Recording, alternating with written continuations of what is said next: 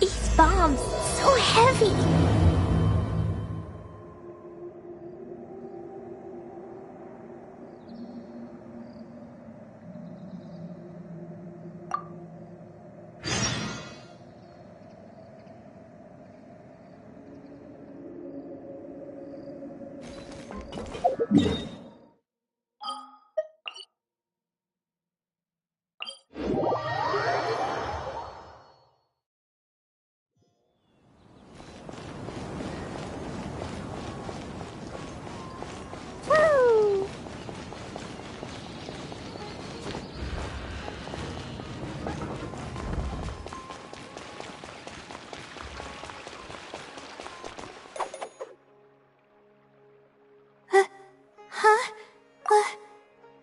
What is it? Is there something on my face?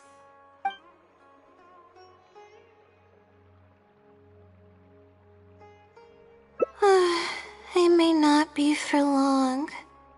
Anyway, I'm Layla, a Ratawa student at the academia. For now, at least. I was just looking up some information at the House of Dana.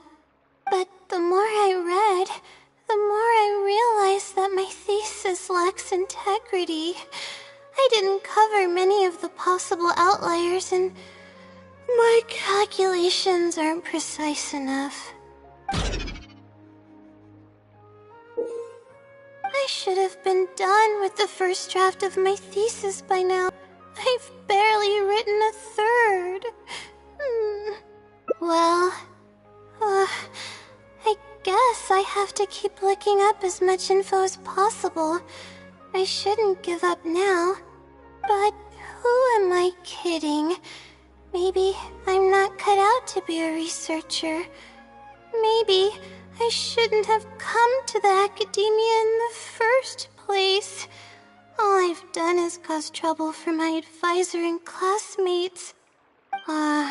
I should probably notify my advisor sooner than later. To be honest, I haven't slept a wink for days. Just thinking about the awful state of my thesis keeps me up at night.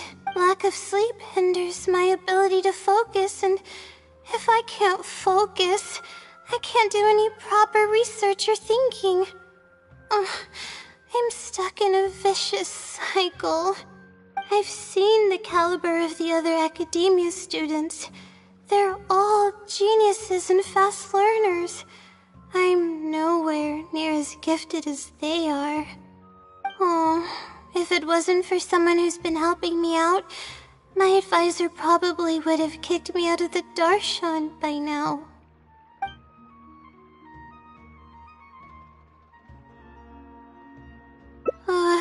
No. All my friends are back home. I'm the only one who got to come study at the academia.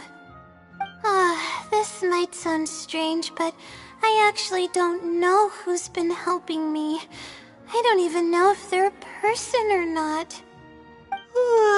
Due to my lack of sleep, I sometimes get dizzy and faint when I'm stressed out.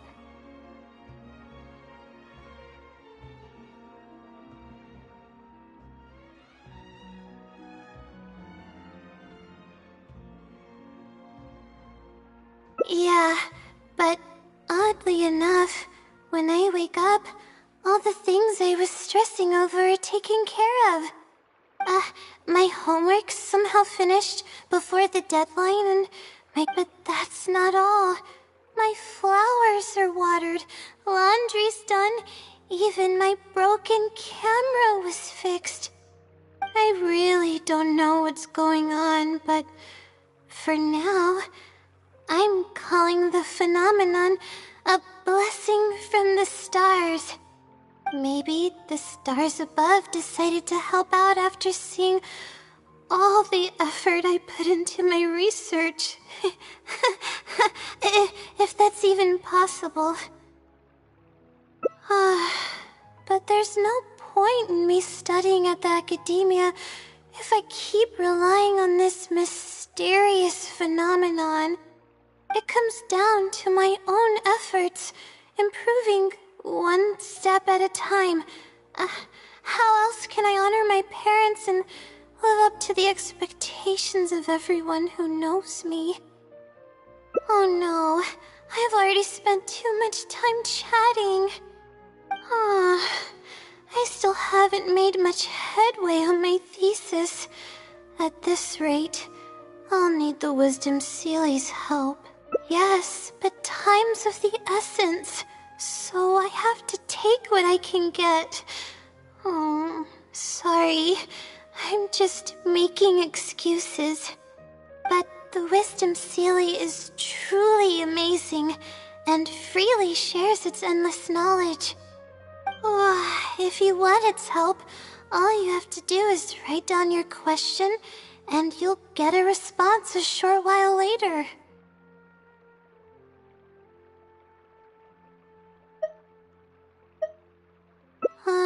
No one knows who or what it actually is. It's just known as the Wisdom Seelie. But getting an answer all comes down to the Seelie's mood. Sometimes it'll only give you a vague answer or play tricks on you. I'm pretty sure a researcher wouldn't do something like that. All I can do right now is hope that it helps me.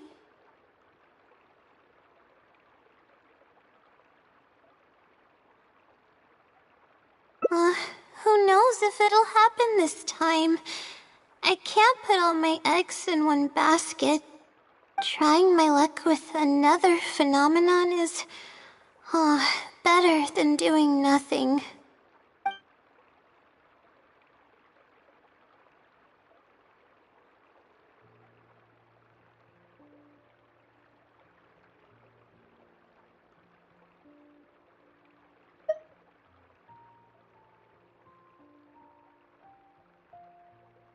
Oh, really? But I don't want to take too kind. Okay, let's go give it a try. I've already prepared my question for the Seelie. I just hope it can help me get through this predicament. Among the countless legends surrounding the House of Dana, the Wisdom Seelie is one of the more popular ones lately. It hasn't been around for long, but word of the Seelie's existence spread like wildfire. Many people have claimed that they've received a reply from it. So, it should probably help me as well, right?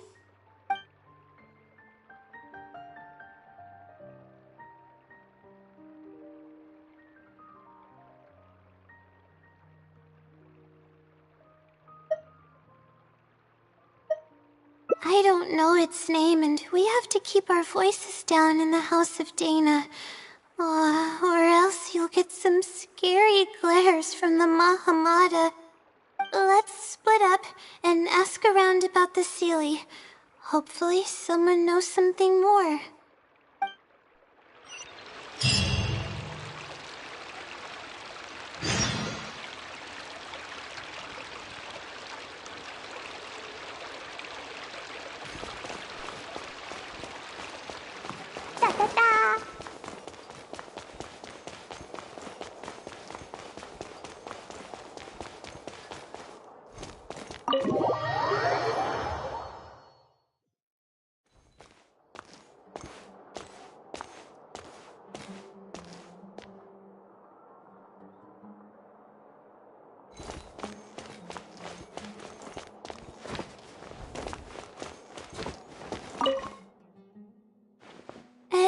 excuse me, have you ever heard of the Wisdom Sealy? You've come to the right person. I came across this legend not too long ago myself. After hearing about it, I decided to test it out and asked it a question about the brightness of the stars. 2 days later, I got a response. It included 2 pages of detailed and accurate information. It saved me from having to look up a ton of resources. Really? Yeah, so I submitted another question a few days ago. I still haven't received a reply, though. That sounds like what others have said, but I don't have the time to wait for a reply if the Sealy doesn't answer right away. Whatever. Can you please tell me how to submit a question to the Wisdom Sealy? It's quite simple. Go to the bookshelf over there and find either Theoretical Astrology or a quick reference guide to astrology cases. Oh, I know where those are. My Darshan has us use those 2 books quite often. Okay, so write your question in a letter addressed to the Wisdom Sealy, and then insert the letter into one of the books. Come back in a day or 2, and if you see a red stamp on your letter, that means the Wisdom Sealy has replied. However, if the stamp never appears, then that means the Sealy doesn't want to answer your question.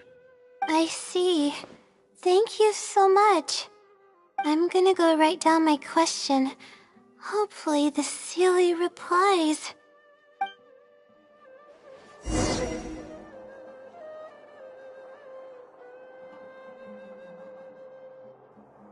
Please show me your credentials before buying the book.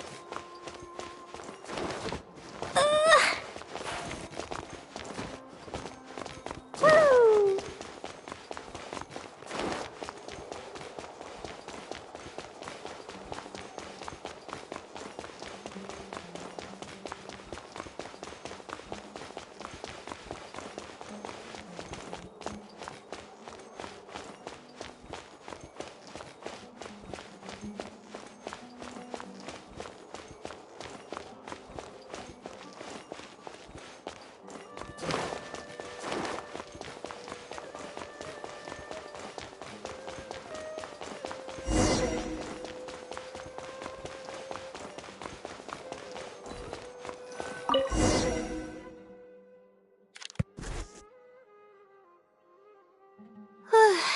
Finally, I wrote out my question and put it in the book.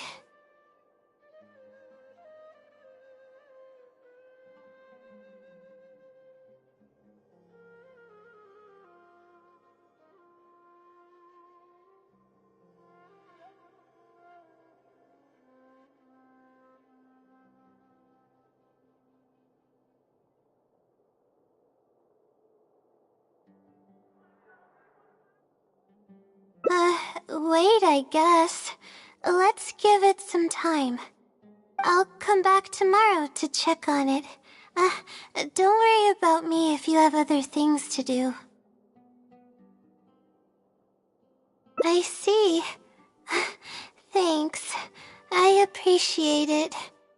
Alright then, let's meet up here tomorrow. I really hope the Sealy replies.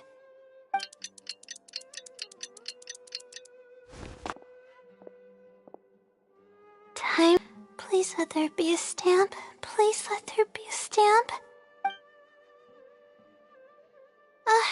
There's a red stamp on it. The Sealy responded. Fantastic. This is wonderful. My troubles are at an end. I can't even begin to express how grateful I am. Let's take a look at what it wrote. Thank you for your letter.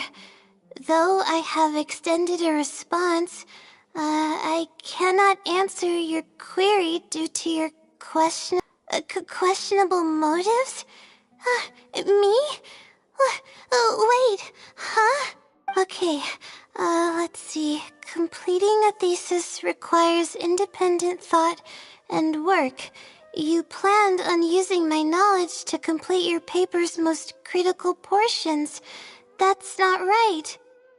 However, considering that your deadline is fast approaching and that there is substance to the content in the completed sections of your thesis, I've decided to help you nonetheless.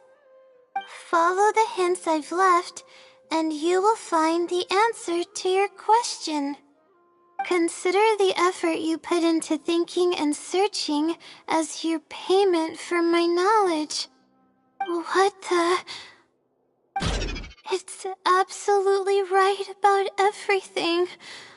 Oh, I'm starting to feel guilty now. I can't deny any of it.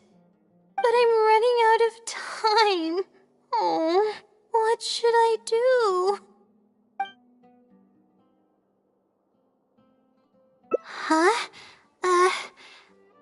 I could tell you're a very kind person, but I never expected that you'd go this far to help me. I'll definitely think of a way to make it up to you once I take care of my thesis. Okay, let's start by looking at the hint it left us. It should be on the second page. The first clue lies hidden on the road of wisdom. The headstrong child finds how big it truly is, filled with awe, yet struck with fear. That's it? Not even a picture or any other marking to go off of. What's this road of wisdom and... possibly. That sounds like a natural conclusion. So, is the road of wisdom the road that leads to the academia then? Wait, I think I get what it means by the child and awe and fear. When I first left home, it took me days to reach Sumeru City. It was so grand and awe-inspiring. Pictures of the city simply don't do it any justice. After seeing the city, a thought popped into my head. Am I worry, fear, or whatever you want to call it? If I'm connecting the dots correctly, then I think I know where the Sealy is leading us. But how does it know my feelings so well? You have a point. There's nothing special about my background or experiences. It could be anyone's. Anyway, let's go take a look.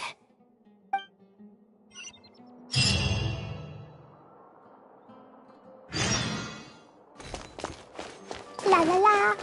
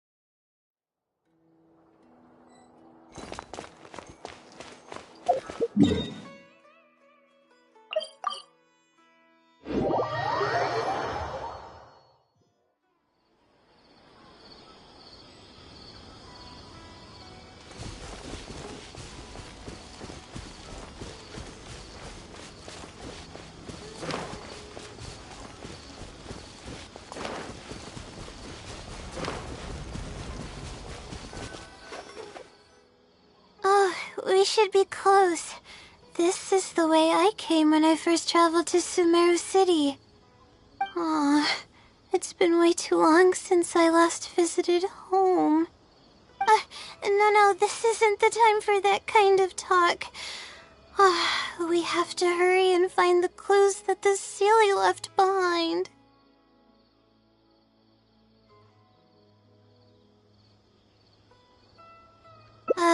It is. Relying solely on what the Sealy said might not be viable. assuming the Celia is intentionally linking the clues to my past.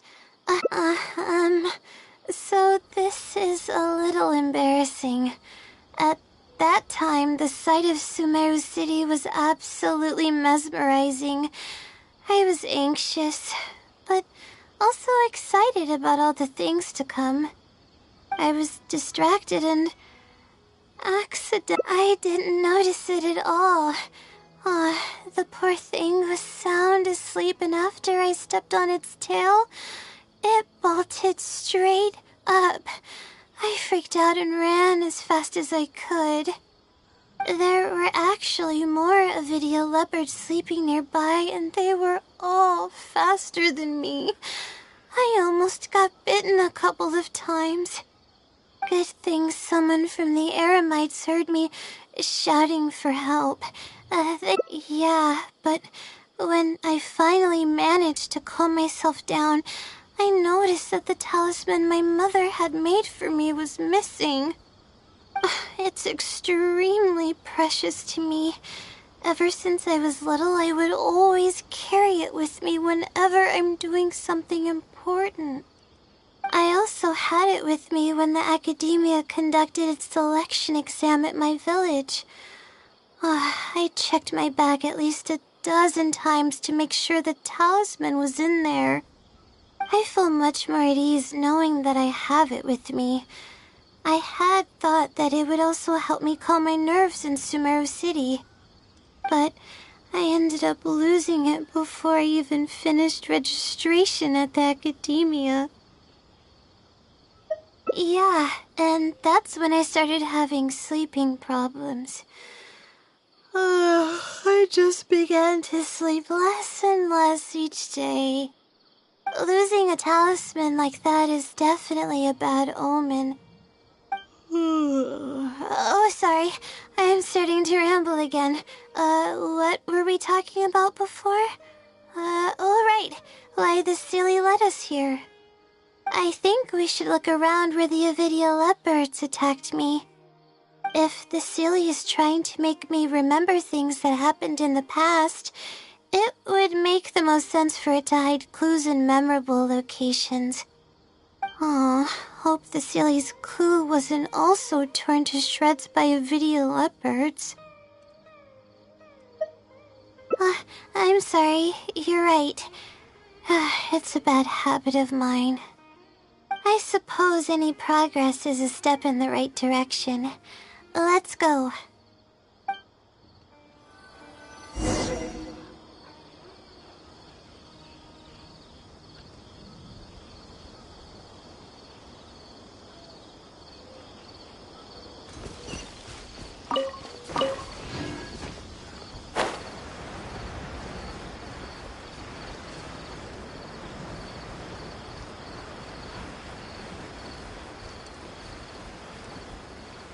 Oh, we should be close.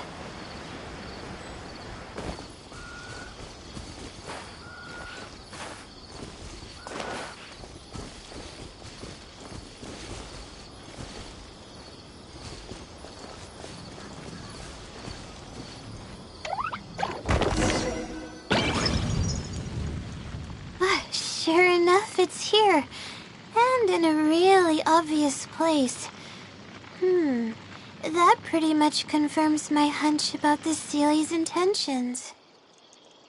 I don't know, but how did it know about all these details? I've hardly told anyone about this stuff. It's not hiding somewhere and spying on me, is it? Oh, that's a scary thought. Anyway, let's look at the clue we found. Seems like you haven't forgotten about your very first failure. See? It knows everything. I have no idea what's going on. No wonder the Celia is becoming legendary.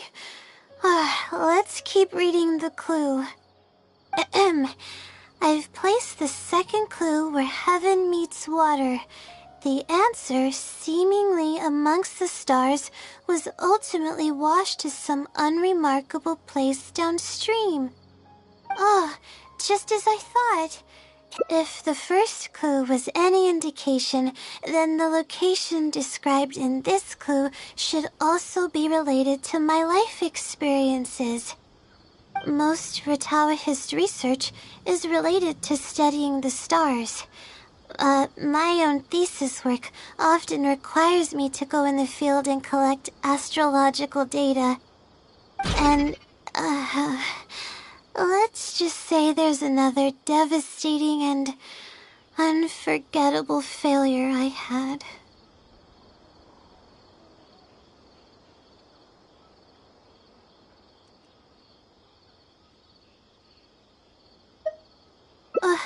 But that can't be helped, right? We do many things not because we want to, but because we have to. Let's keep moving. It might be hard to believe, but being out and about is making me feel a lot better than usual.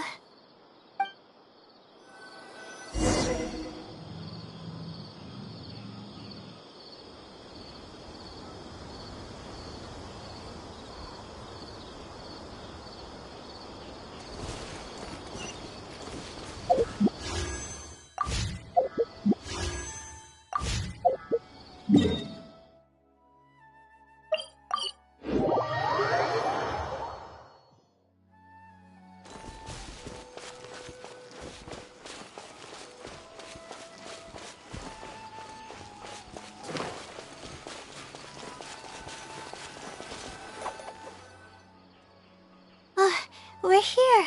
That's the spot. That's where I performed my first field observation after enrolling at the academia. I borrowed some equipment from the school and came here on a perfectly clear day. Everything was ready to go and I was positive that I'd be able to get some great data. But the equipment, after I finished setting up everything, part of the next thing I knew, everything was covered with muddy water. Oh, me and all my equipment. You must be wondering how someone can be so clumsy.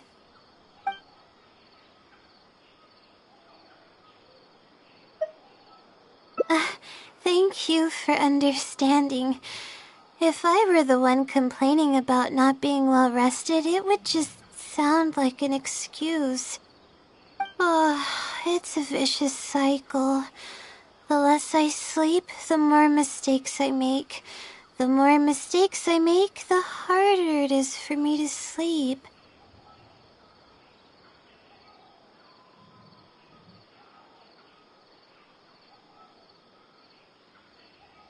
I just got a minor fracture, so I had to rest at B. Marston for a while.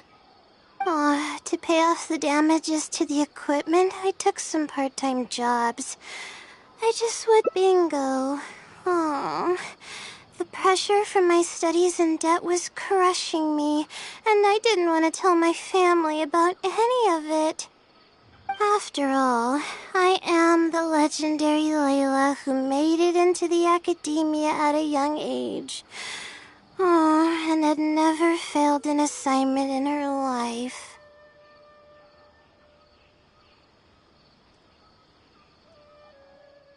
Of course. I've even considered giving up on my studies completely and returning home to help care for the Sumter beast, but that would be kind of embarrassing. I don't mean that I'd be embarrassed in front of others. I mean that I'd be ashamed of myself. After all, everything I've done up till now is only a result of my own decisions. Although, it hasn't always been smooth sailing, and sometimes things don't go my way. I made it this far on my own. There haven't been any major incidents with my studies, and I even managed to pay off the equipment damages. But I guess I'm exaggerating a bit. Most of it is still due to the help of some unknown person rather than my own work. And that's exactly why they mustn't ever find out. Once I finally manage to acclimate to life in Sumeru City, I'll show them my success. Oh, I hope that day will come eventually. Anyways, let's continue looking for the next clue. It should be around here somewhere. An unremarkable place downstream was the description.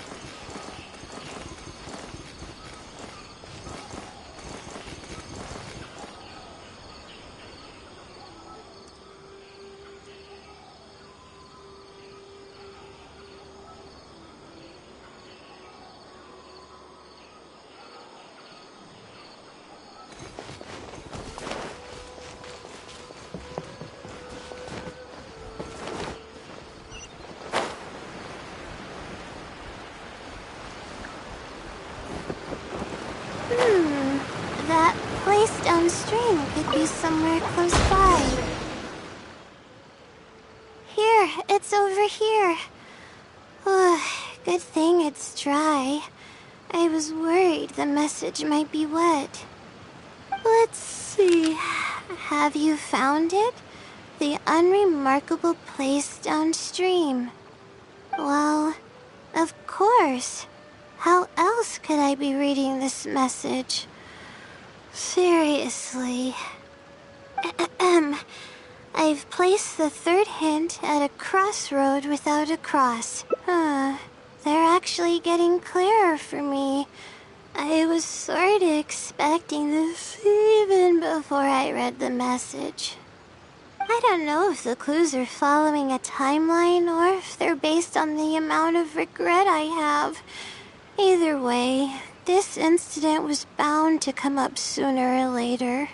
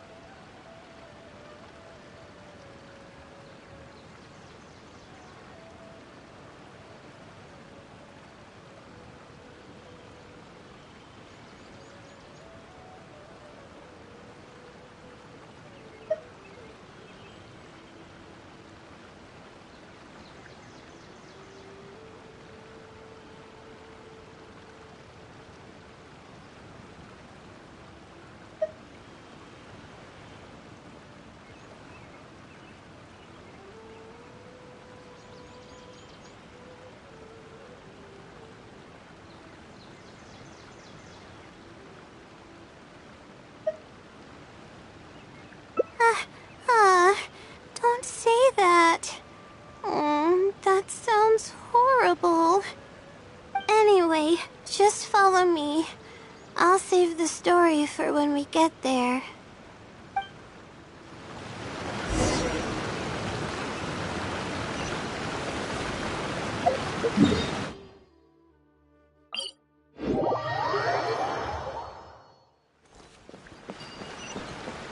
Woo!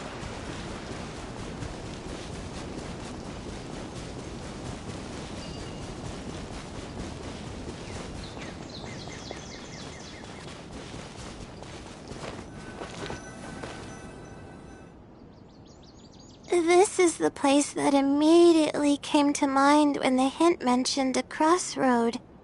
I came here to conduct some astrological observation once.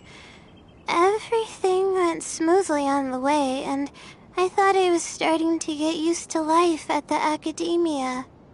But just as I was about to set up the observation equipment, I heard a strange sound coming from nearby. I made my way here and discovered a bunch of bandits robbing someone.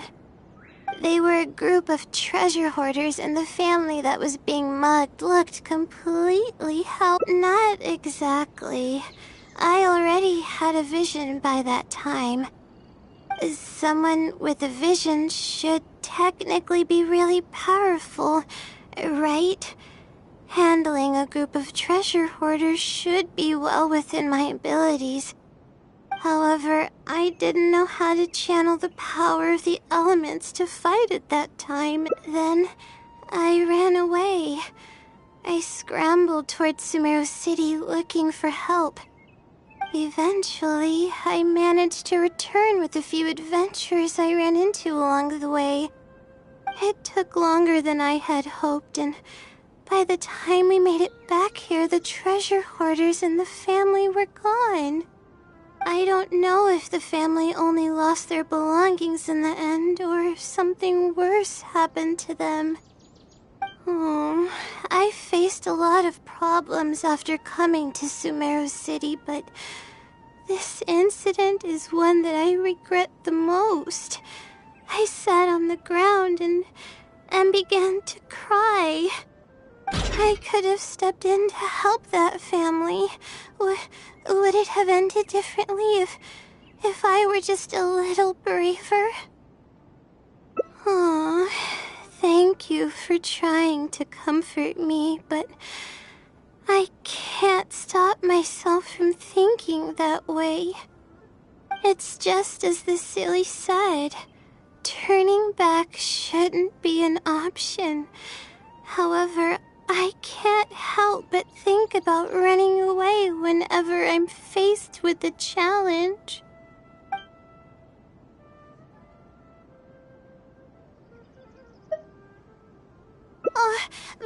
But what about my thesis? We still haven't found the Sealy's answer yet. Sorry. Alright. I actually don't have much stamina. I've been stressed this whole time, and I feel exhausted. I'm really sorry.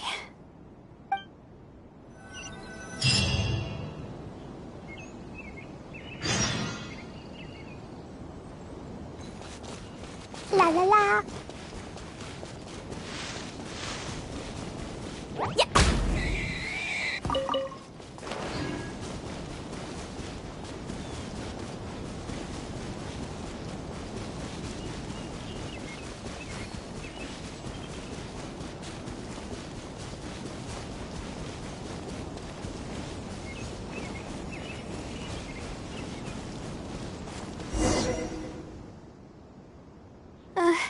Let's stop here. I don't think I can walk any further.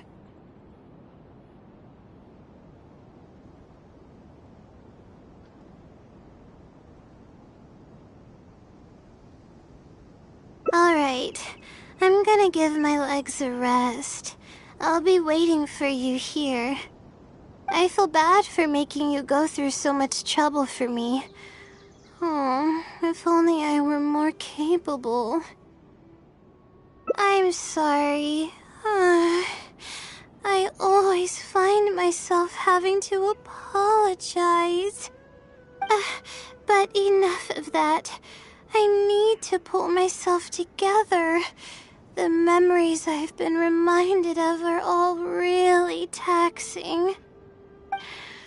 I cannot just give up this time, even if my head's not in a good place. Letting these heavy feelings get the best of me will only slow us down. Watch out! Monsters! A lot of them, too. Why didn't we see them coming? No, I'll fight too. But I want to help. I can't just sit back and watch. I mustn't keep repeating my past regrets. That's the most valuable lesson I've learned today. I should take action when I'm needed and give it my all when the moment calls. If you miss those opportunities in life, you might... All right, let's take them all down. My guiding stars.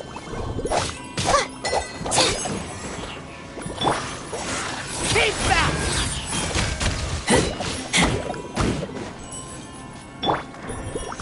The wind knows me. The night is cold. Don't be scared.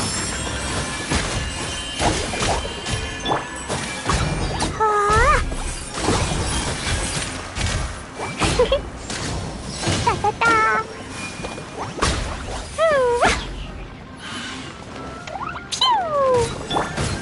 One with nature. I'll protect us. Not now. Cold, mine to command.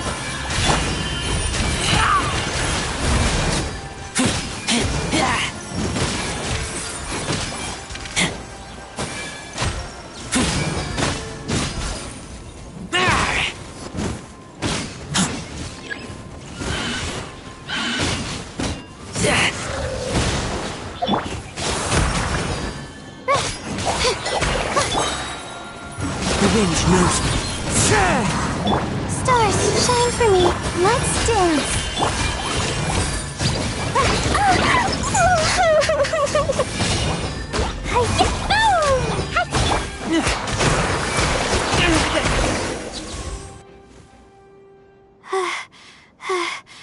I really need to keep up with my training. It's embarrassing to be out of breath so quickly like this. Well, the only appropriate response would be to say that I'm fine, right? I'm pale due to lack of sleep, not because of the fight. But then again, I know you'd be able to see right through those words. I'm feeling weak. There's no hiding it. I'm just happy I didn't get in your way during the fight. Oh, thanks for the compliment. I sure don't get to hear that often. Although I may not be physically strong, my will is as resilient as they come. I'll be fine after I rest for a bit. Can you stay with me while I recover my energy? It shouldn't take long.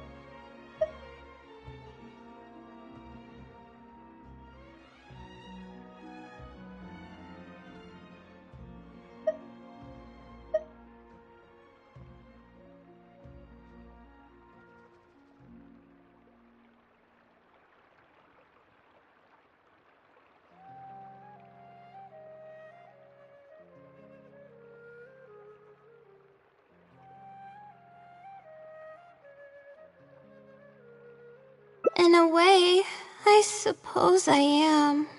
Anyway, I'm Layla, a Ratawa student at the academia. For now, at least. I was just looking up some information at the House of Dana. But the more I read, the more I realized that my thesis lacks integrity. I didn't cover many of the possible outliers, and my calculations aren't precise enough.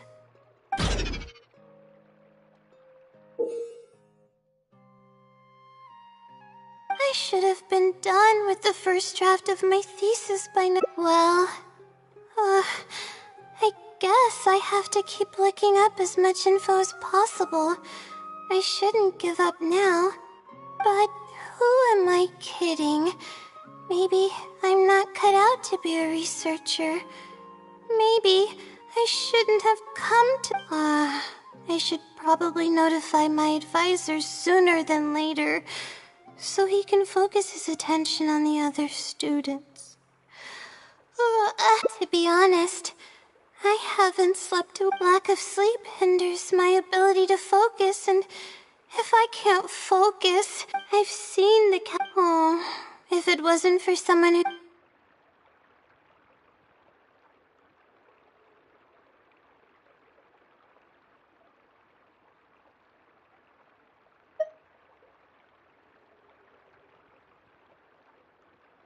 Huh? What's that? A fungus with a long beard? This might sound strange, but I actually don't know who's been helping me. I don't even know if they're a person or not. Due to my lack of sleep, I sometimes... my hope, but that's not all. I really don't know. Maybe the stars above decided to... but it comes down to my own... Oh no. Yes, but the wisdom Sealy... if you want its help, all you have to do is... no one knows, but getting an answer all comes down to the Sealy's mood. Sometimes it'll only give you a vague answer or play tricks on you. I'm pretty sure a researcher wouldn't do something like that. All I can do right now is hope that it helps me. Who knows if it'll happen this time? I can't put all my eggs in one basket. Trying my luck with another phenomenon is, better than doing nothing.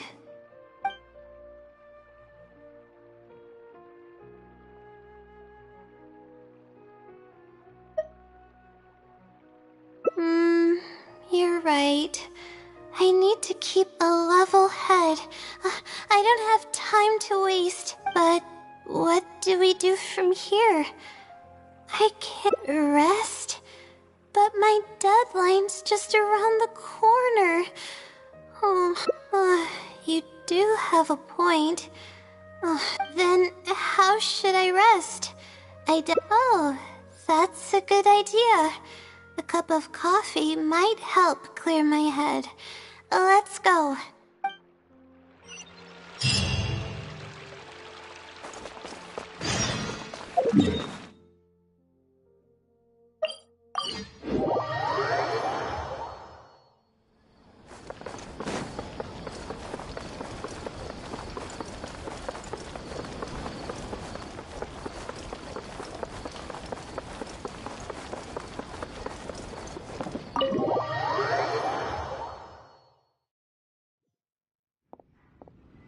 Let's sit down here and have some coffee and sweets.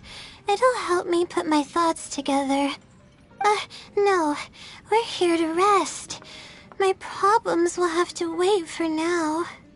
Oh, hey, Layla. Huh?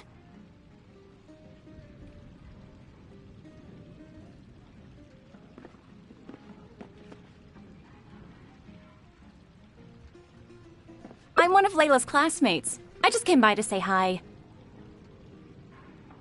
We just submitted our theses and we're totally beat. everyone will be meeting here to celebrate. Seeing how relaxed you look, you must have already had your thesis finished ages ago. Oh, no, I'm actually having a lot of trouble with it. You say that every time we talk, but you've never missed a deadline. Not only that, your papers are always well written and thorough. Your advisor is constantly praising your work. Yet you're always going around saying stuff like, I can't make it, I don't understand, I'm super worried. That kind of talk doesn't reflect your work at all, you know. Well,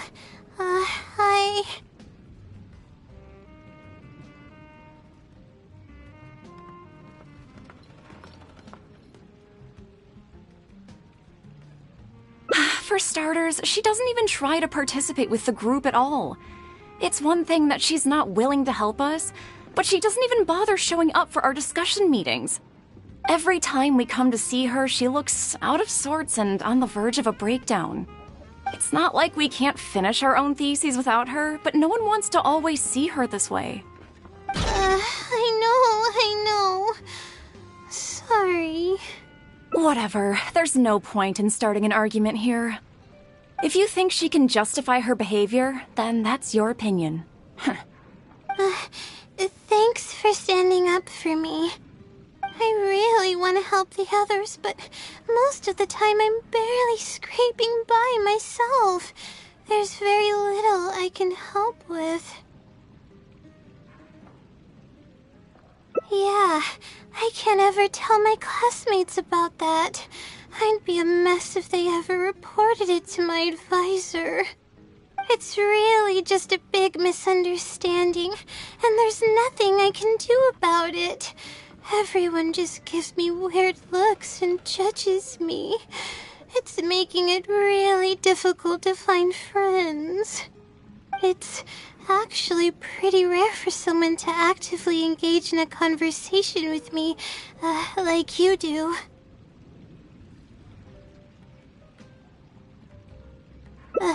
Huh? What do you mean?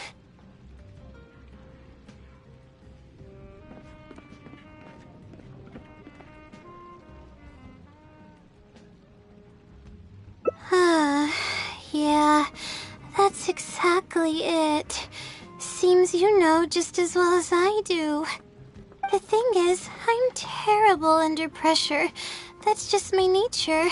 Even the thought of everyone's expectations back home is enough to make me feel nervous. And the more nervous I get, the worse things become around me. Take what Munira just said, for example. I don't think I'll be able to get it out of my mind for the entire day.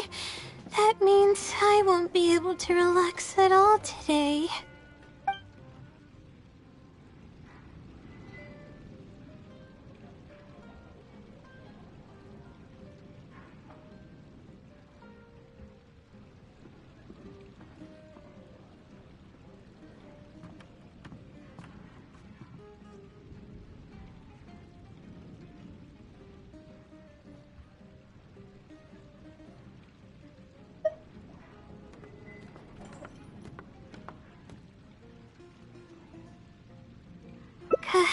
Completely relaxed? But we're at a cafe. Is this not relaxing enough?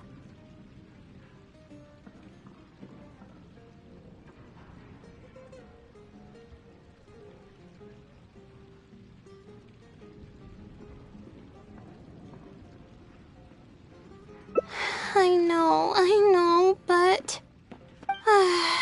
Alright, no more buts. My life is a mess because of the decisions I've made for myself. I should listen to your advice this time. How do I completely relax? Sightseeing. I used to enjoy...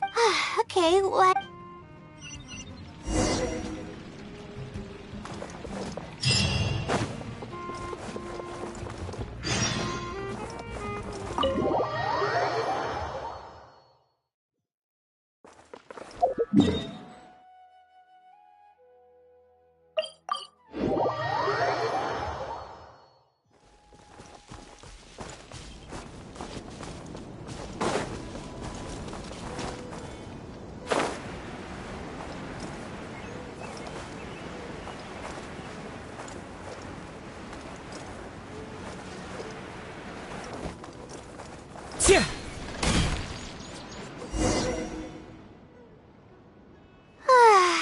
Even the air here feels more relaxing. I just want to forget about the thesis altogether. I'm just kidding. Knowing me, I'd only be able to forget about it for a little while. This doesn't count as trying to avoid my problems, does it? That's quite the legitimate excuse. No, it's more of an explanation. Even I'm starting to get bolder with my words. I grew up in a place like this, looking into the distance now with the breeze in my face makes me feel like a kid again. Oh, those were the happiest days.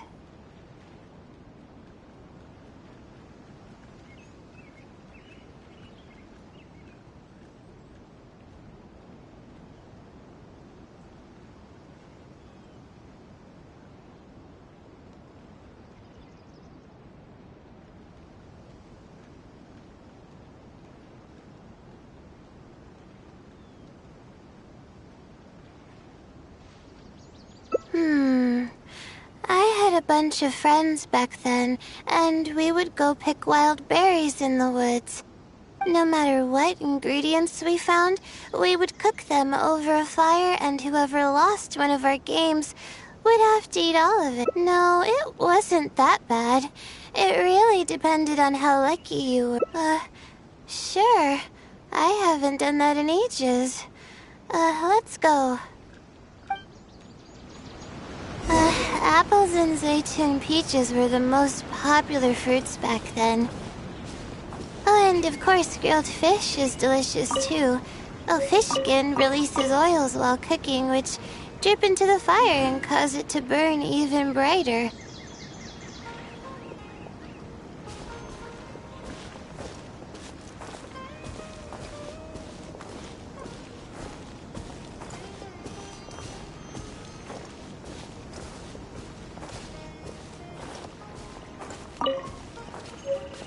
But we would always get yelled at by the grown-ups if they caught us sneaking into the river to catch fish. What's the big deal? We just want to swim. That's what we used to say. But now that I think about it, it really was quite dangerous. Thank goodness nothing bad ever happened. I think we found enough now, don't you?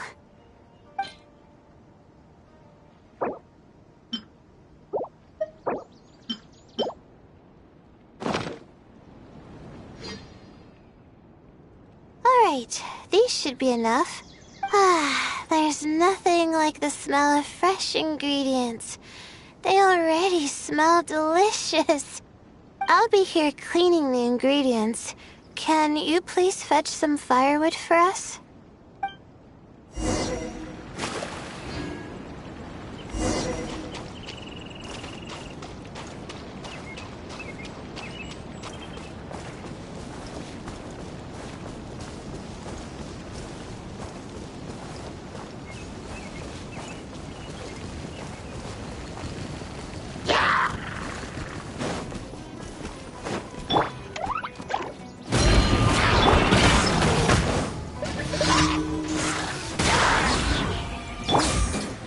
One with nature.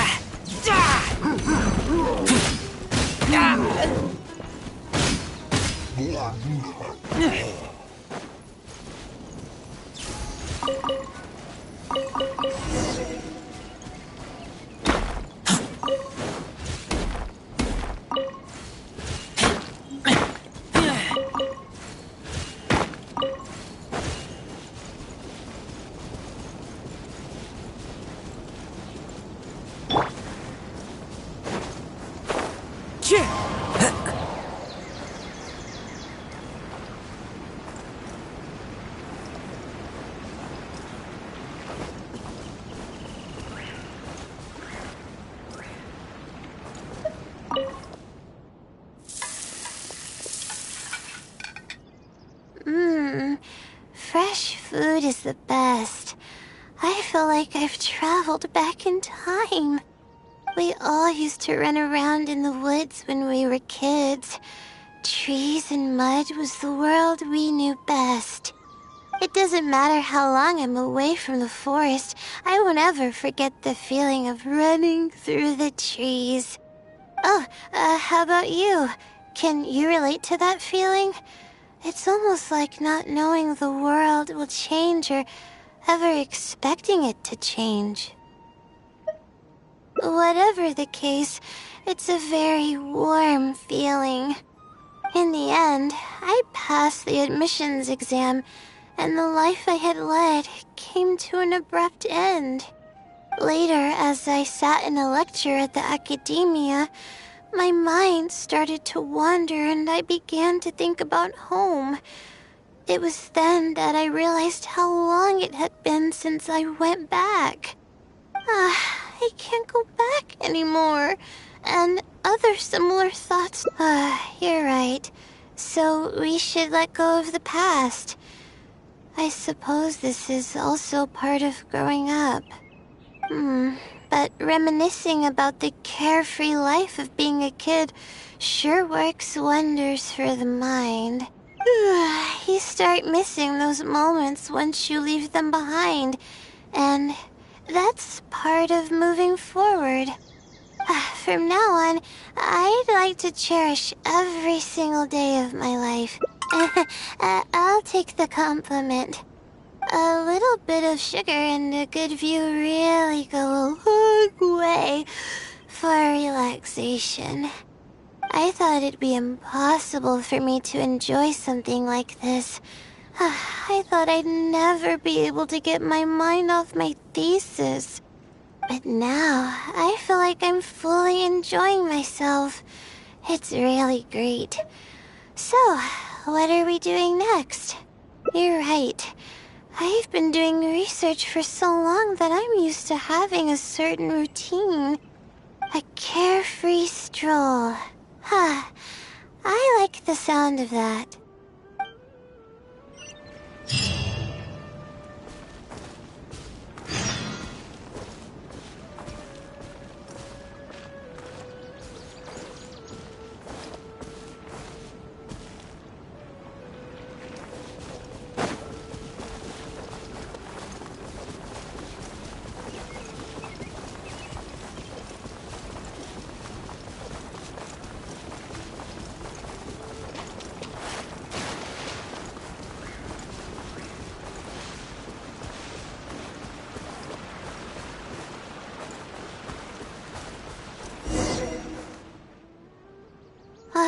Wow, I never knew there was such a large lake here.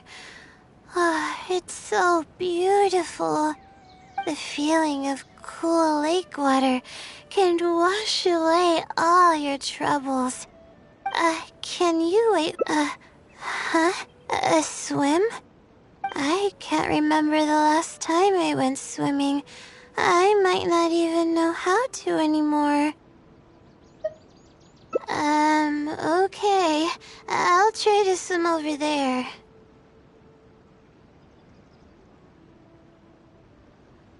Wait, no.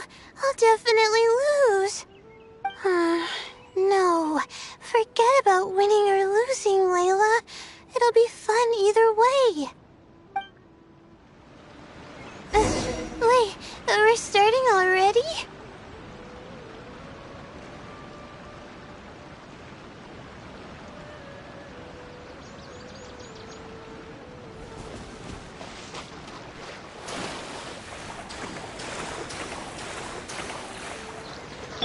My guiding stars!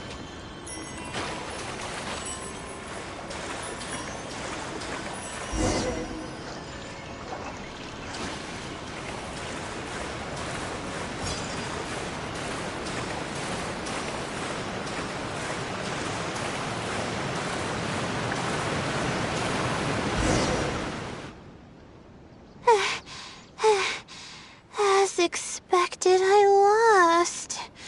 How would I be able to beat an adventure at something like this?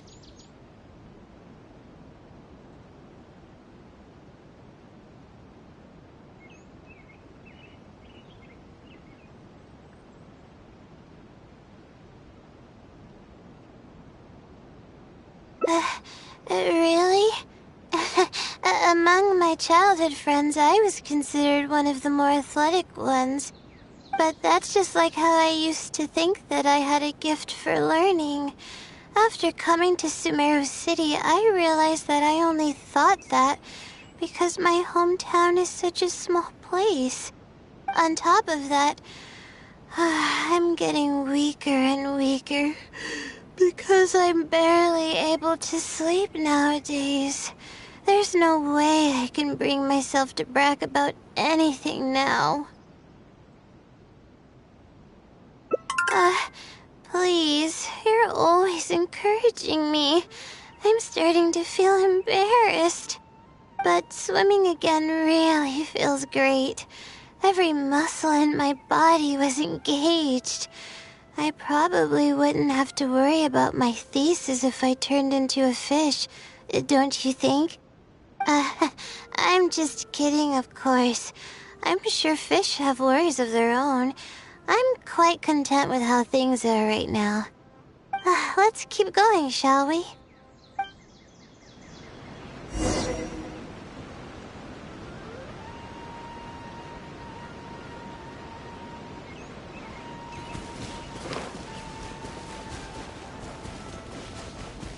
There's a mushroom here. You want to jump on it to see what's up there? I haven't done this in a while. I kinda want to give it a try.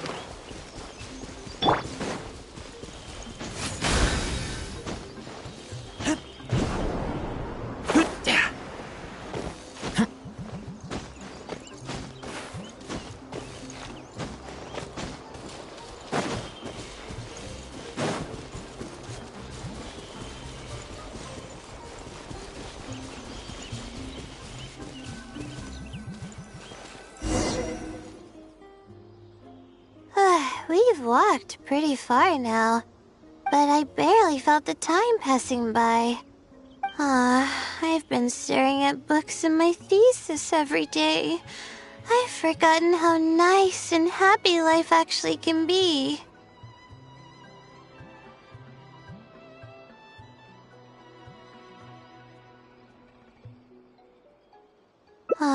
You're right. No matter how much of a hard time I'm having in academics, I should still find the time to look after myself and fulfill my needs. You really understand more about life than I do.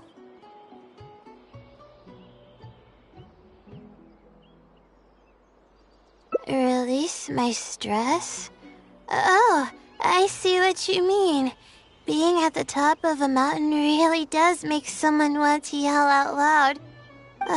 But it's a little uncivilized, isn't it? Alright, I'll give it a try. Just promise not to laugh, okay?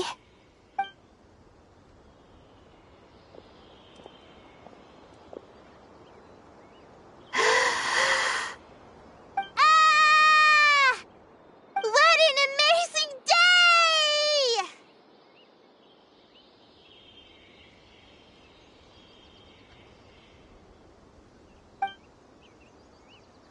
It feels like my entire body is bubbling with excitement after yelling like that. This happiness was so common as a child, but before I knew it, this feeling was buried in the bottom of my heart. It's getting late. Why don't we rest here for a while? I'll tell you some interesting astrology stuff when the stars come out. Oh, but it's alright if you don't want to listen to that kind of stuff. We can also tell jokes about life, or talk about anything you're interested in.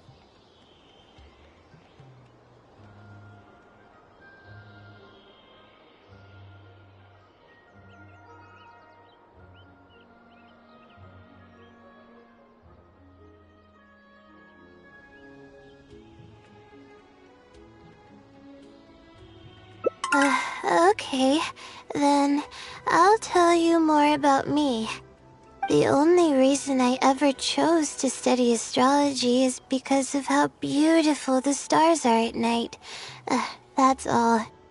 My teacher told me that nature possesses a certain power that grants people an equal amount of kindness and fairness, regardless of the different talents they may possess. And that's why I wanted to call the kind person who's always helping me as the blessing from the stars. The stars in the sky are something that brings happiness to people. Everything about home is filled with purity and passion. My memories of that place are wonderful. I never want to forget them. If I were to ever discard anything so pure, I don't think I'd ever be able to find a place to anchor myself in the vast sea of knowledge. That's why, no matter how tiring or how hard it gets, yeah, thank goodness you were there to help me out, or I don't know where I would have ended up. We probably still have a while until the stars come out.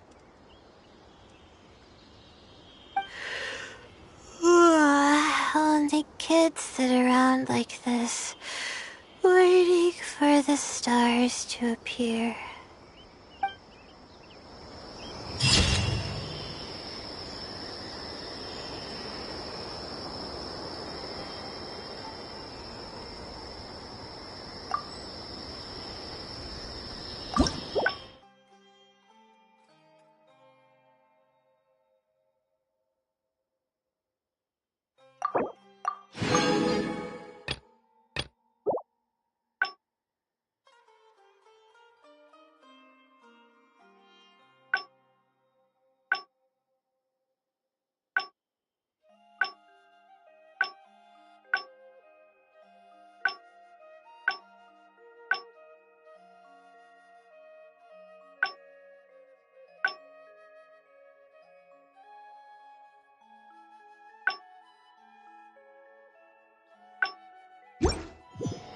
I'm hungry.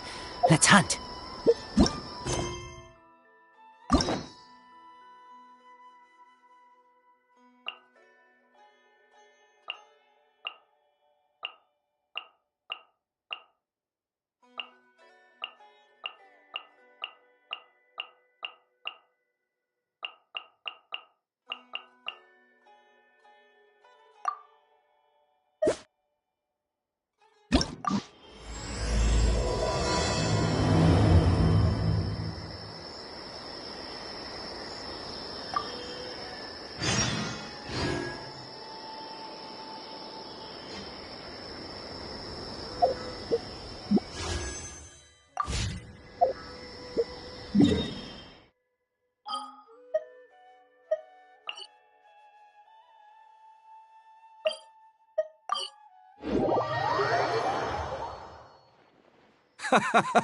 Well, would you look who's here?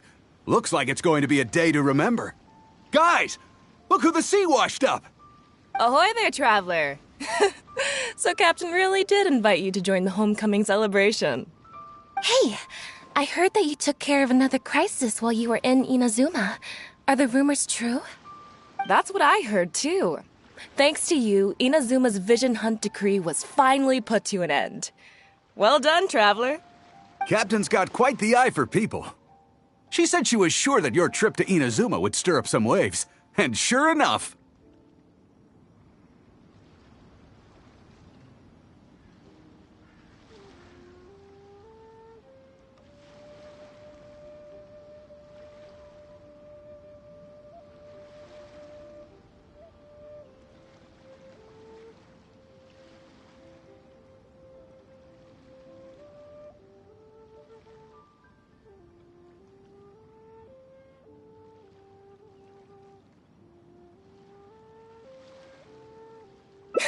Look at you, being so modest. We all know what you did to protect Liyue Harbor. I've heard that they tell stories about you in Mondstadt, too. The honorary knight. Pretty impressive. I'd say someone of your caliber would be right at home in the cracks. Right, sailors? That's right. Wow, I'm getting excited just thinking of being the Traveler's crewmate. Hey, what do you say we arm wrestle? I was worried you'd be too busy to show up. Oh, Captain on deck! Captain, we were just trying to talk the Traveler into joining the crew. Yeah, come on, Captain Beto. Surely you've got a way to get the Traveler on board. Well, she's on board right now for the celebration, isn't she? Yeah, but just one celebration together is not enough. You know what we mean, Captain. All right, I get it now.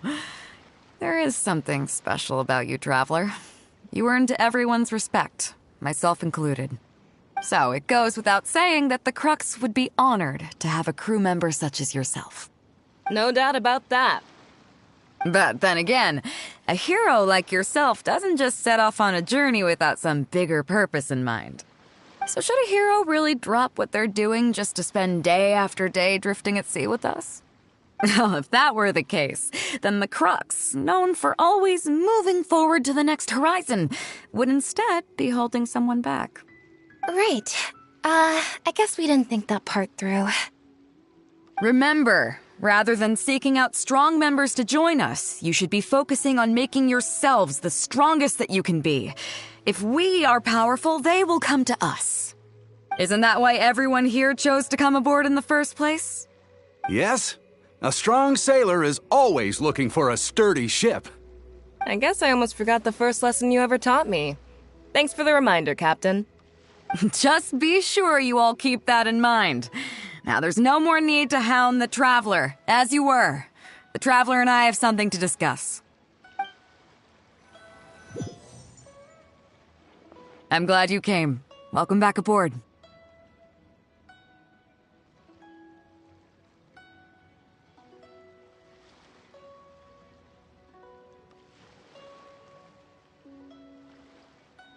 Hey, don't mention it. As a host, it would be pretty embarrassing to continue letting my guests be put on the spot like that. I can't go getting too caught up in my own reputation, though. That's certainly not how the Crux made it to where we are today. As the head of the fleet, my task is to keep us on the right course, no matter how turbulent the seas may become. But then again, the crew isn't usually this riled up. It's not that they're arrogant, they're just bubbling with ambition, that's all. Their excitement today comes from their great respect for you, both your strength and your character. So please, don't take it the wrong way.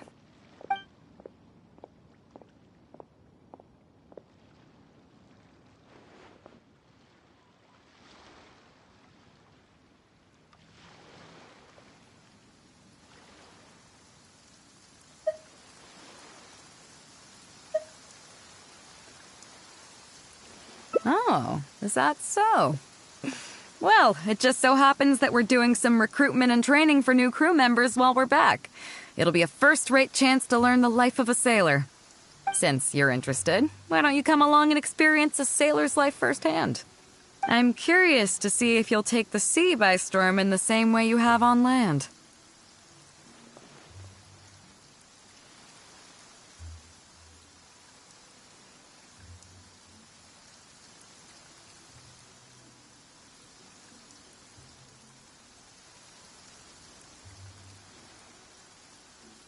Good. Come with me.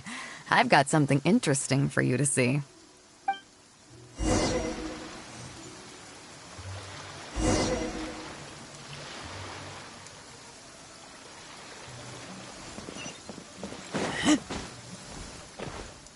Chief Mate Juza's breaking in the newcomers, but I think we can spare you the tedium of that.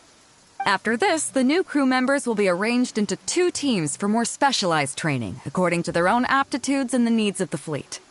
One team will learn comprehensive survival skills, including maritime emergency rescue, marine meteorology, psychological counseling, and so on. They will serve as the support team for the fleet, ensuring safe navigation. That's why we call them the Shield of the Crux.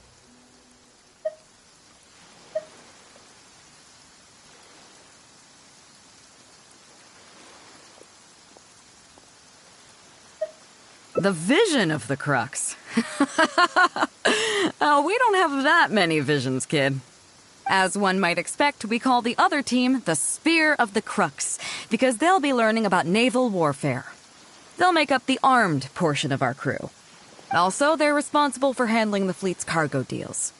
So, what do you think? Which team is for you?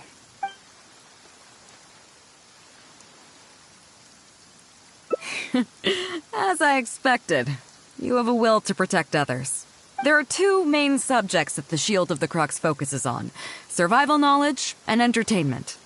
As I was saying earlier, survival knowledge includes prevention of injuries and You can go learn about these skills from Yinxing, Huixing, and Liu. Each sailor has their own strengths and weaknesses. I'm no rookie, of course, but if there's anything I'm most proud of in the fleet, it's my people. Go and get to work. I'll have some questions to test you later. I look forward to seeing how you do.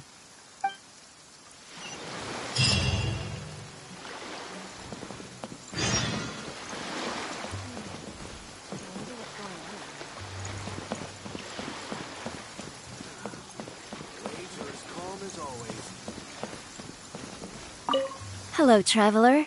I'm Yinxing, the Crux's surgeon at sea. Whenever a sailor has a health problem, they come to me. I deal with it all, from seasickness and common colds to amputations and everything in between. Oh, I presume the captain arranged this, correct? All right then, let's begin. First of all, let me ask you this. What do you think is the biggest danger that all new crew members face?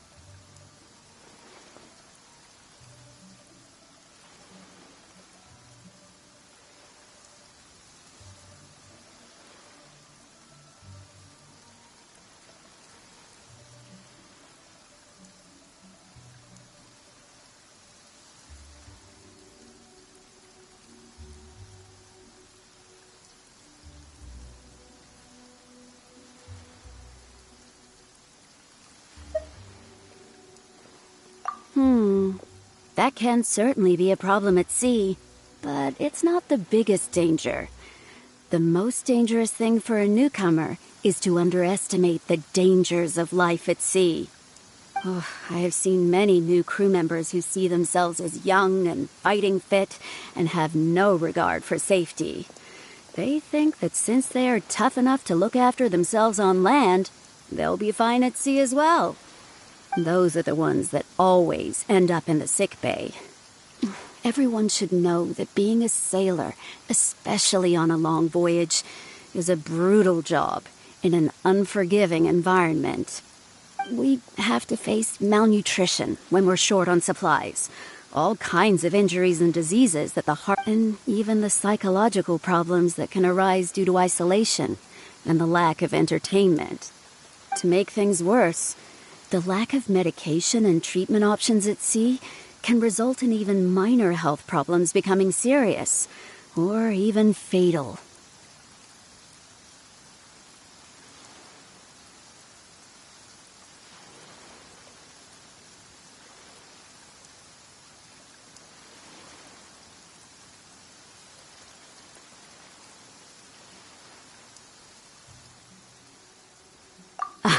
Oh, but hopefully, well, I think that's enough for you to think over for now.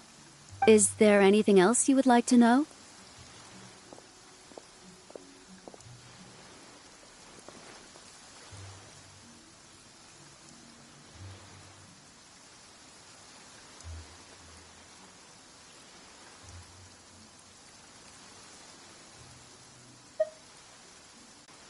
Well, out of everyone I've met, she probably values people's lives and safety the most. Although I'm just a doctor, Beidou has given me the full authority to send any newcomers who I don't see as fit for service off the ship, until they are ready to come back with the right attitude. Every time we're stocking up before a voyage, medicine takes top priority. Do you know what Morgrubber, our bookkeeper, calls this? A significant financial risk. But Beidou knows the importance of having a healthy crew. That's why she has authorized me regardless. She places her full trust in me and believes that I can solve these problems. Of course, I have proven her right. So, to answer your question, that's how she thinks. Is there anything else you would like to know?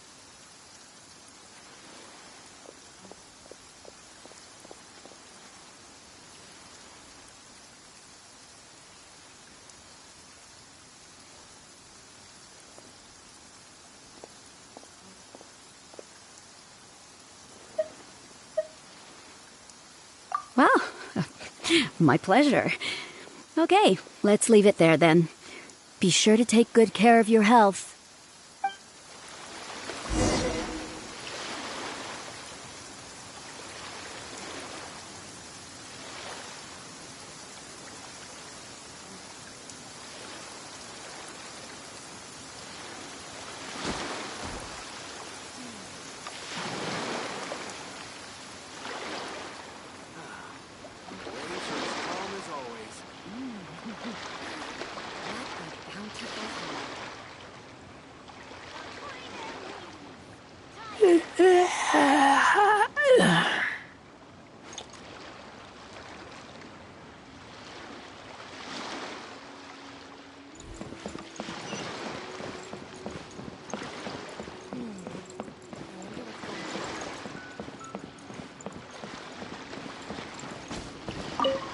Sorry about earlier, Traveler. We were so caught up on getting you to join the fleet that we didn't notice we were going a little overboard. Oh! Well, in that case, you have come to the right person. I'm not just blowing smoke. I'll start by introducing some chart reading essentials for... Let's start with what to look for when you get a set. First, you should always look... With these features in mind, you can answer the basic question of, can I chart a safe course through this area? Visually, nautical charts are a little unique. Unlike land maps, most charts do not have a fixed scale, which means that it can be hard to precisely determine the exact distance with the most advanced nautical chart. It's worth mentioning that under my direction, the crux is using these advanced kinds of charts.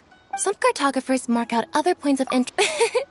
Not only those, we have tattered and torn charts that we've picked up from all over the place. To be honest, it can be quite a challenge, even for me. Some of these charts are really old and have symbols that I've never seen before. But if we don't decipher them, we will certainly miss many secrets of the sea. Fortunately, we have the captain with us. She managed to find some ancient books on semiotics that I can use to study the charts further. I don't think anyone other than our captain can manage to get these kinds of resources. Old charts and ancient books on... Oops, I've gotten off topic. Well, that just about covers the basics of chart reading. Is there anything else you would like to know, Traveler? My pleasure. A friend of Captain Beto is a friend of mine.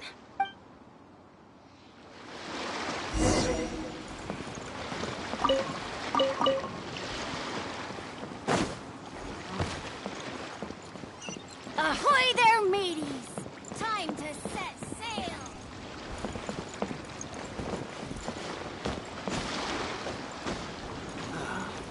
Waves are as calm as always. I wonder what's going on up there.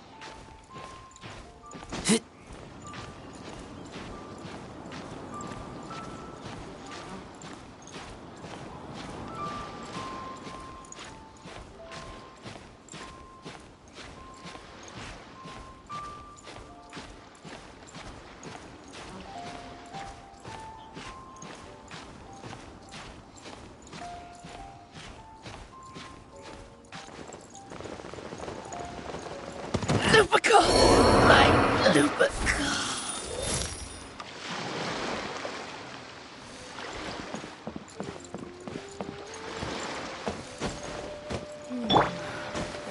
Waves are as calm as always.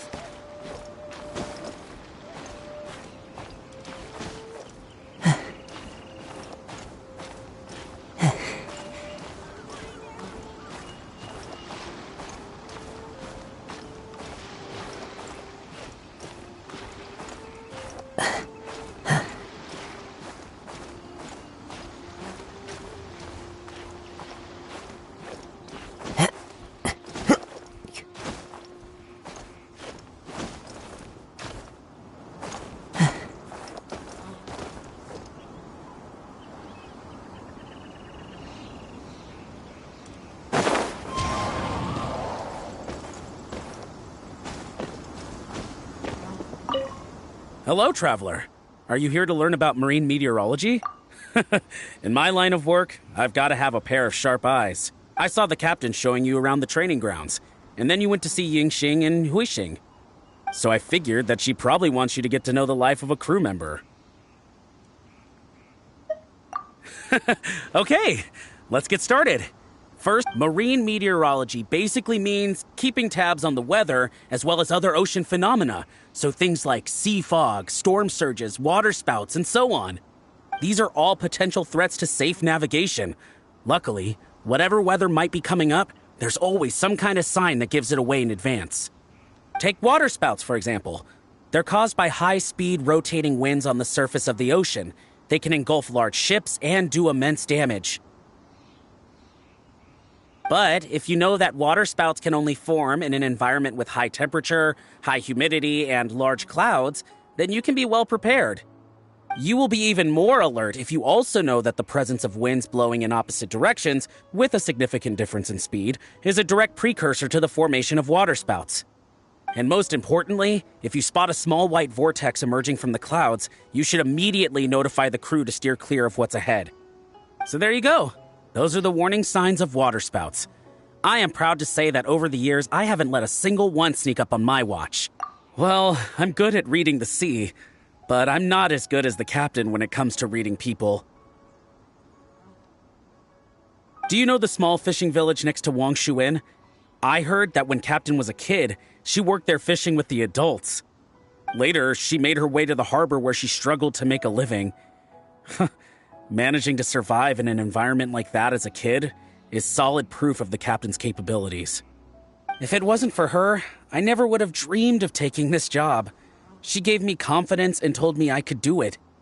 You may not have heard, but I'm best known outside the Crux fleet for a slightly infamous story involving who would ever have thought that the rookie sailor who fell drunk into the sea and became a laughingstock among their now former crewmates would then go on to become a lookout for the Crux. But it's the unbelievable truth.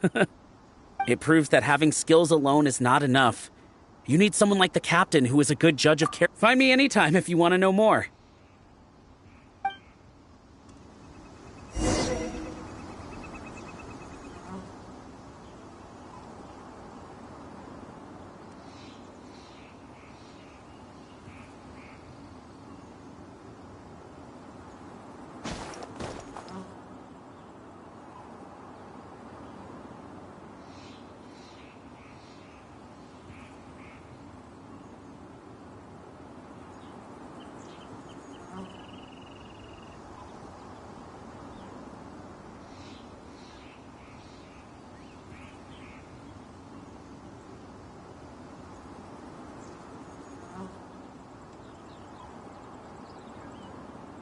There are leaves around, and I know just the tune to accompany them, if you wish to hear it.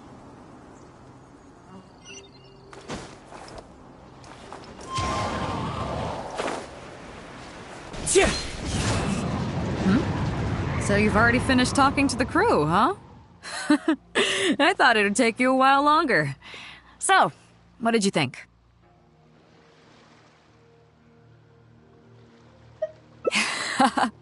Now you know that the shield of the Crux is not such an easy job. First of all, life on the sea isn't always plain sailing. Injuries and illnesses happen all the time. But what is the single biggest danger facing crew members?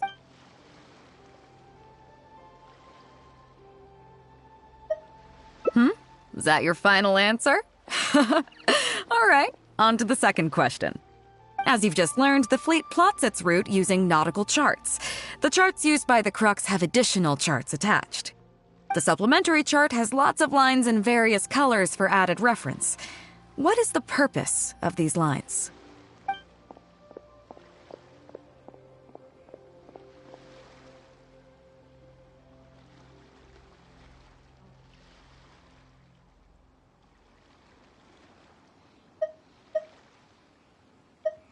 Okay, interesting. Now, last question. On longer voyages, we have to be especially careful to avoid certain weather hazards that pose a threat to the integrity of the ship and the lives of the crew. For example, water spouts. So, my question is, how can we reliably predict water spouts so we can avoid them?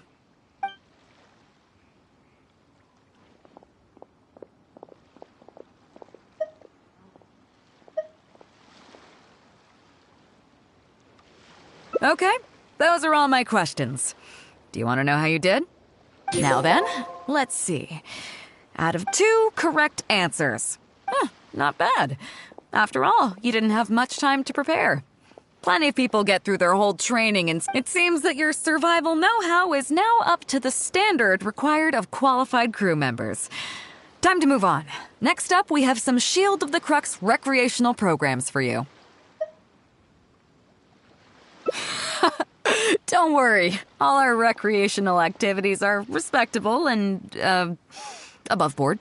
You need to realize that being out at sea might be fun for the first few days while everything's new, but before too long, looking at the same old sea every day and being so isolated from everything can really cause people to struggle mentally.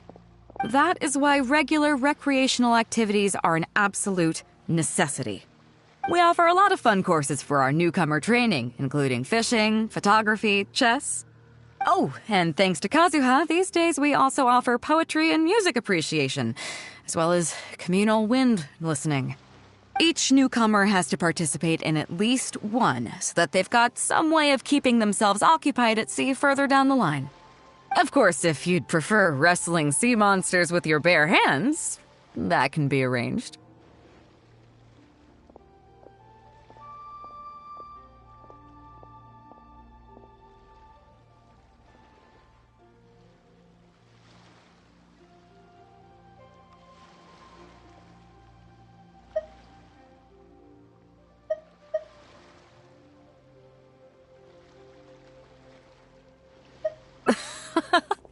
Well, for today, at least, let's stick to the training schedule drawn up by Juza. If I remember correctly, it should be photography today. Come on, I'll show you.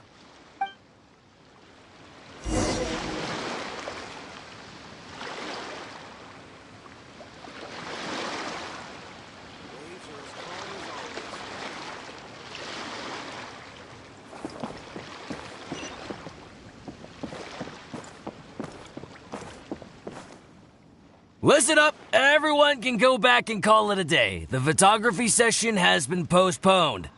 What's going on here, Juza? Oh, Captain, there you are.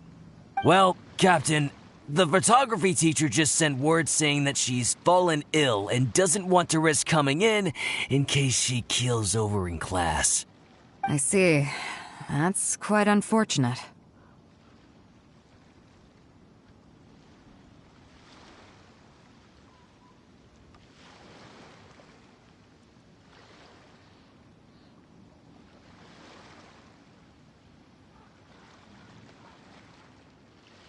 Oh? Quite the multi-talented one, aren't you? In that case, why don't you help us out and lead the class today? Yeah, unfortunately, the original teacher canceled at short notice, so there's no time to schedule anything else instead. It would be great if the Traveler could step in as the teacher for the day. It's up to you, Traveler.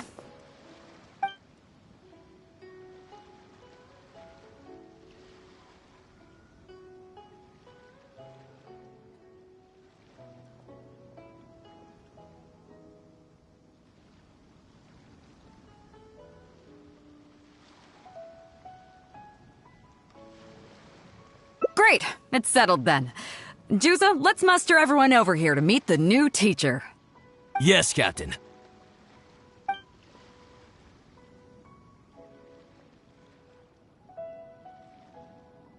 Okay, that's 1, 2, 3. That should be everyone. Take it away, Traveler.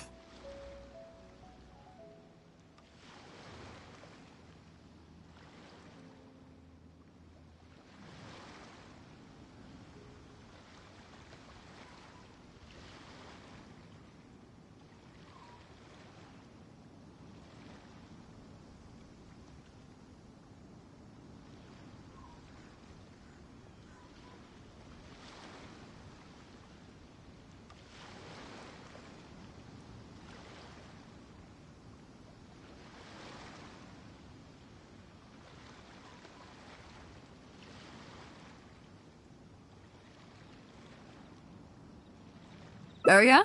What's that?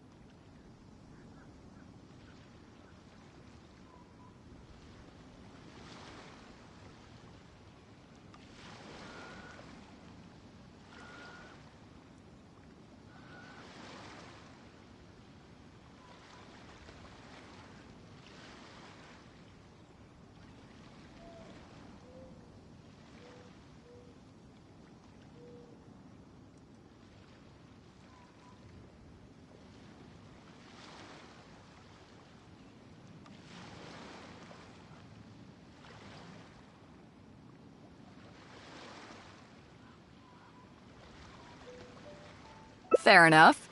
It seems like you already have someone in mind. So, who will it be?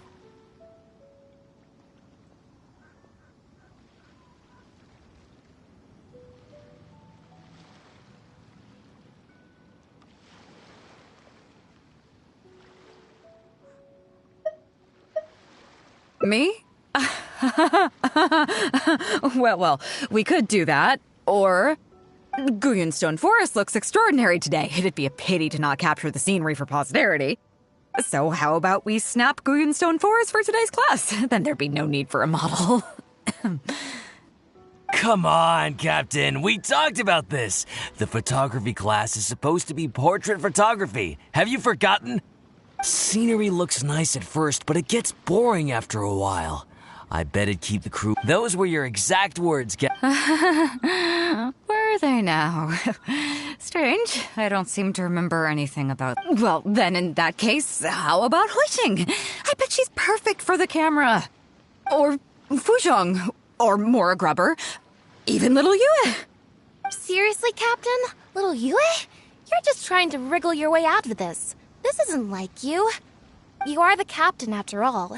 Of all of us, you're the best suited to being a model. I agree. You were the one who invited the traveler to be the teacher, so you should cooperate, Captain. Besides, Captain, you've never had your photo taken. It's high time you got one. You know, a heroic and striking kind of picture. We can even use it to promote... Real funny guy. Well, if you say so. So, what do I do now, Traveler?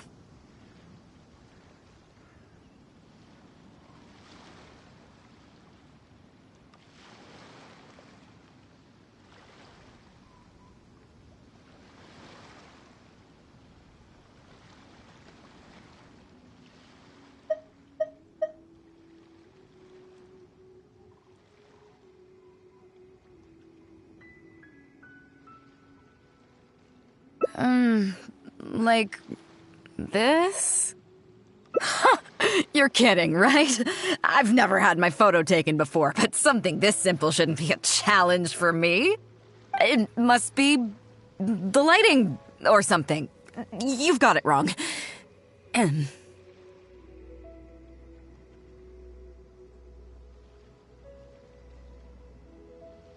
I never said that. You mean go somewhere else, then bring the final photo back as teaching material? Sounds good to me. That's a good idea, isn't it, guys? The lighting may still be a problem. But I'm open to persuasion. If you have a suitable place in mind, I can consider it. Just to be clear, I won't necessarily agree. It depends on the place you have in mind.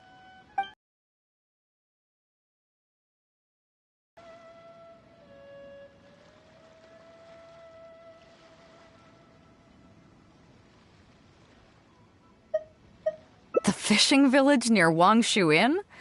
That place is deserted now, isn't it? How do you even know that place anyway? It's tiny. I don't think I've ever seen it on a single map.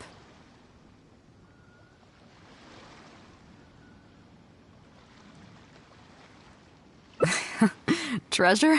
There? I guess I missed out on that one.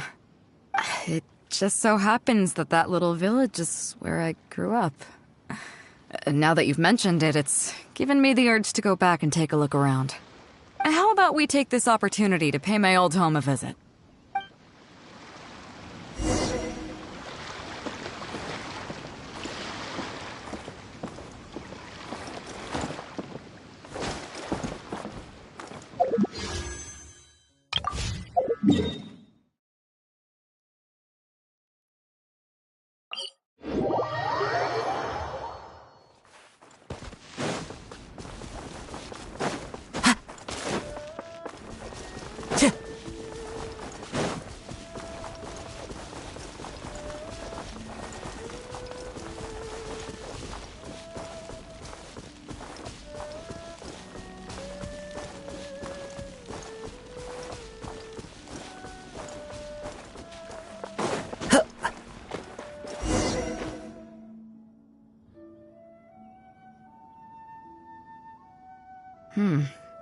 It's certainly seen better days.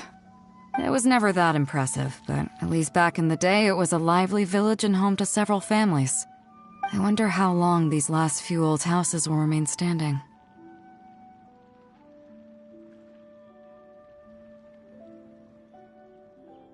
Nothing as dramatic as you might... Come on, let's take a walk around.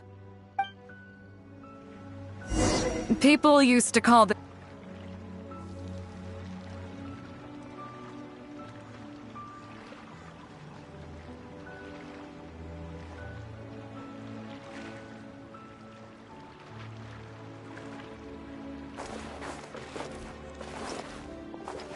With them, they brought their knowledge of fishing, which had been passed down from generation to generation. I learned a lot from them. Now upriver is long gone, and downriver is all but deserted. It won't be long before no one even remembers what these places are called. To Zhong. Zhong. I barely remember this name.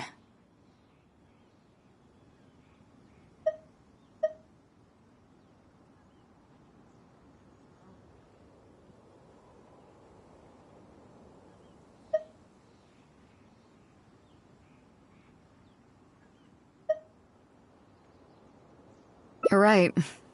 I was only about 5 or 6 years old when I first arrived here.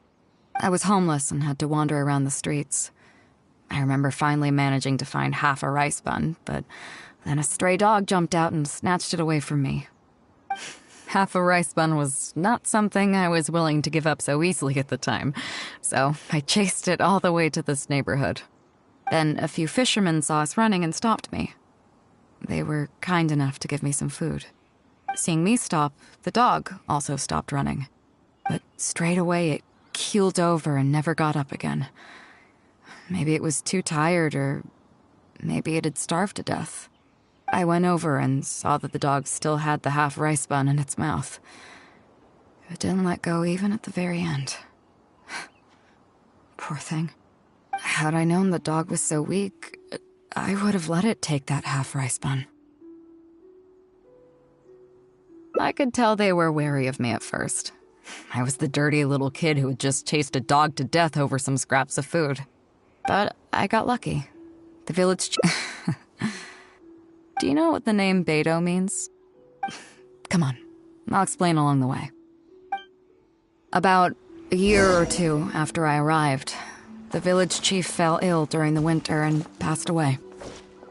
During that same period, the harvest was getting worse, and the fishermen's catch was getting smaller day by day. Without the village chief to handle the situation, people began blaming each other. There were even rumors that some families had been overfishing and leaving nothing for the rest of the village to catch. But in the end, they all turned on me, saying that they shouldn't have ever taken me in. They said I was bad luck. They pointed to how that dog died on the first day I arrived.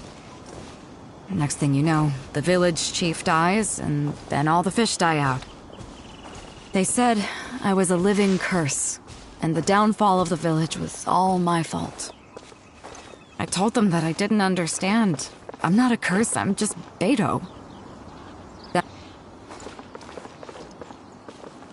They shouted, "Nando controls life. Beidou controls death. Beidou controls death." Before then, all I knew about my name was that it had something to do with the stars. It wasn't until then that I realized that Beidou was a constellation. And the Alcor, one of its stars, was an omen of death. Here we are.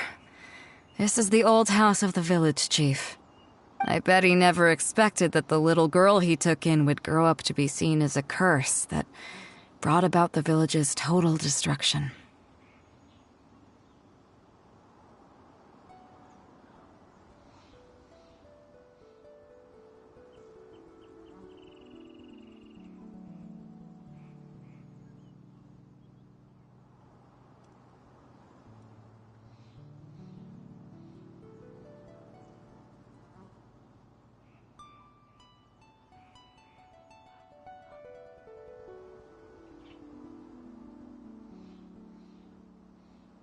What do you mean? Is that all? And let me guess. You got to Inazuma and the Well, you seem to wreak havoc on a grander scale than I ever could.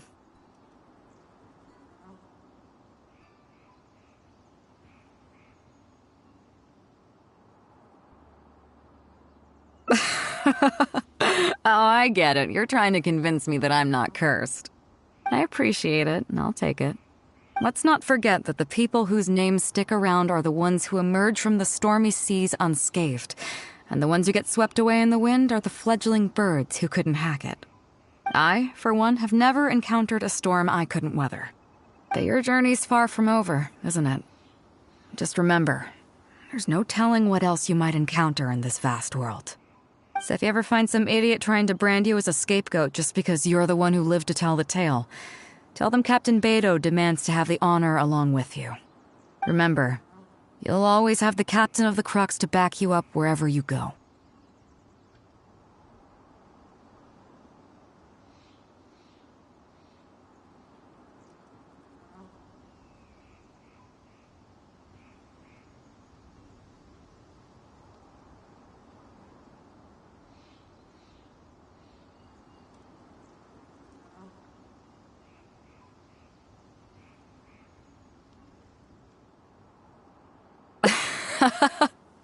Two cursed scapegoats banding together. I kinda dig it. I'm lucky to have a friend like you. Okay, it's time to get back to our photography. Right, teacher?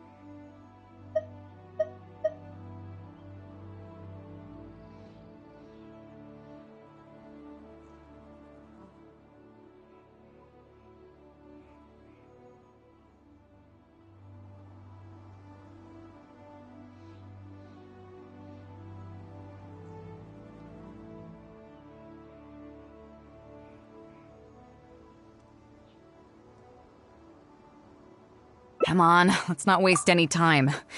Get it done while you can before I change my mind.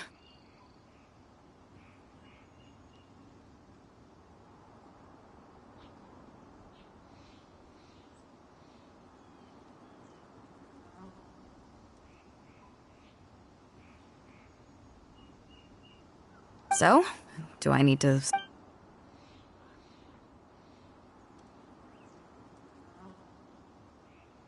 All right. How about this?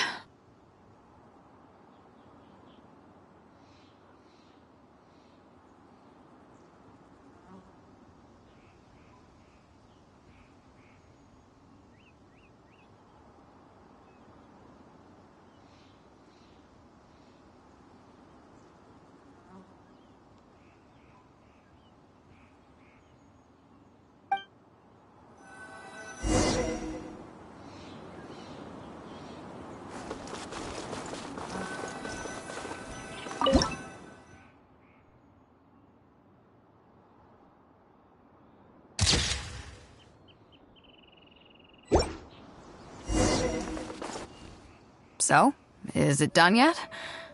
Please don't tell me that it looks weird.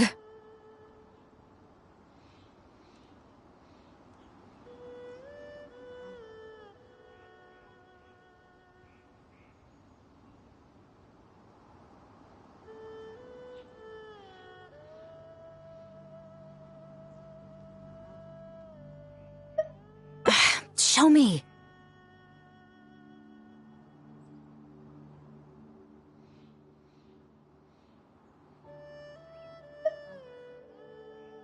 Yeah, sure, whatever. Now give it here.